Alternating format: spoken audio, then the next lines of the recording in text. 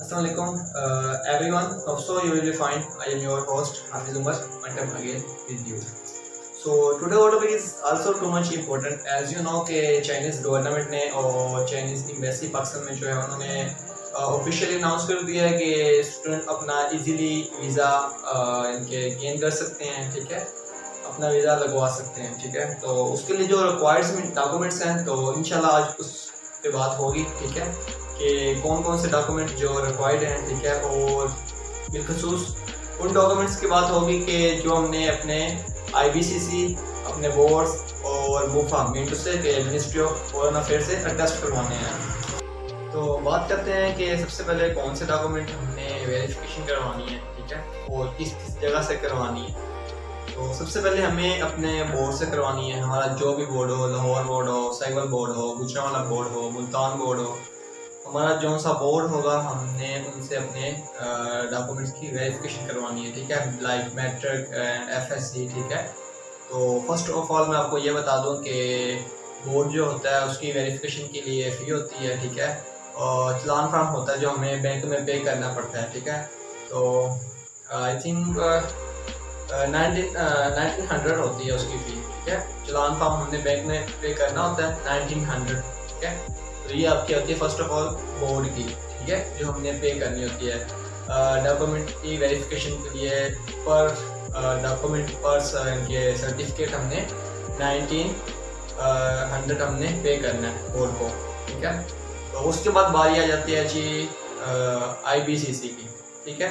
वो आप लाहौर भी चूज़ कर सकते हैं, सिलेक्ट कर सकते हैं, आप वो इस्लामाबाद भी सिलेक्ट कर सकते हैं, ठीक है, जहाँ से आपको इजी लगे। IBCC की भी चार्जेस होते हैं वेरिफिकेशन के, ठीक है। IBCC में थोड़ा सा आप बोल रहे हैं कि खजल खजारी भी होती है, ठीक है।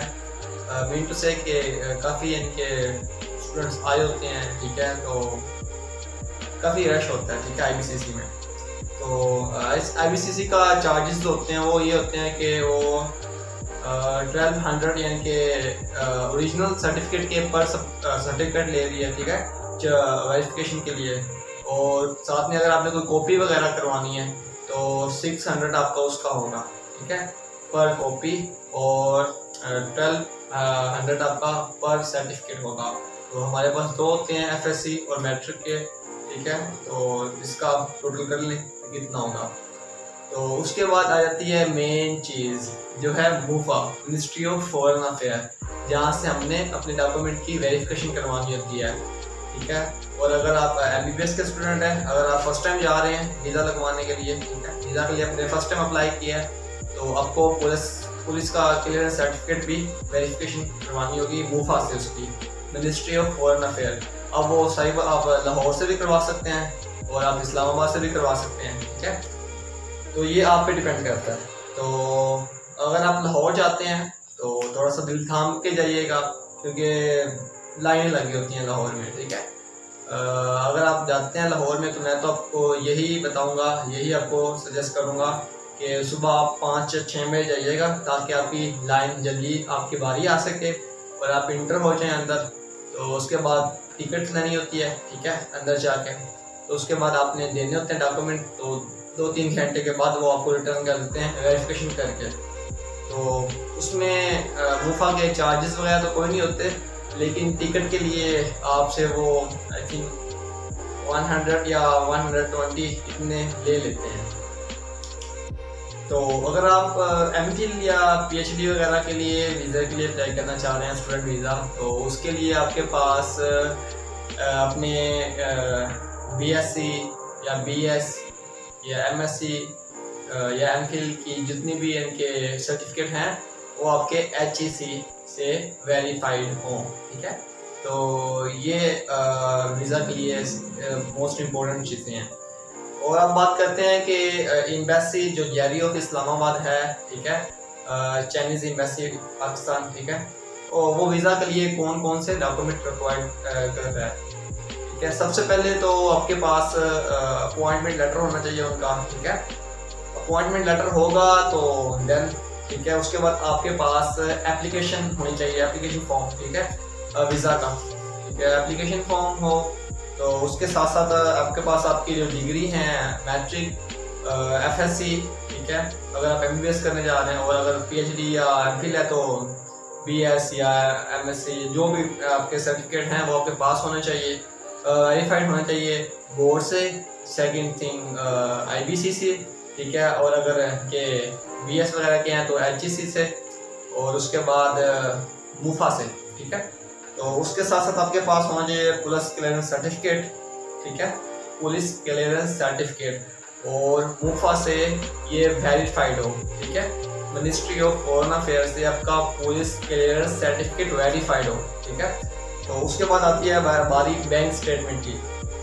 तो बैंक स्टेटमेंट अगर आप अपनी दे रहे हैं तो फिर तो ज़रूरत नहीं है FRC की, और अगर आप इनके बैंक स्टेटमेंट अपने किसी फादर, मदर या भाई या किसी रिलेटिव की दे रहे हैं तो फिर आपको FRC भी लेनी होगी, नादरा क्या उनसे, नादरा से, हाँ, ठीक है। और FRC को आपने फिर वेरीफाइड करवाना होगा, किससे, मिनिस्ट्री ऑफ फॉरेन अफेयर से। ये बहुत इंपॉर्टेंट बात है, ठीक है। समटाइम वीज़ा रिजेक्ट होता है, वीज़ा एप्लीकेशन इसी वजह से होती है, आपके डॉक्यूमेंट वेरीफाइड नहीं होते। तो आपने अगर आप FRC ले रहे हैं किसी आप अपने रिलेटिव की या पेरेंट्स की बैंक स्टेटमेंट यूज़ कर रहे हैं तो आपने क्या करना है, FRC भी मुफा से, मिनिस्ट्री ऑफ फॉरेन अफेयर से वेरीफाइड करवानी है।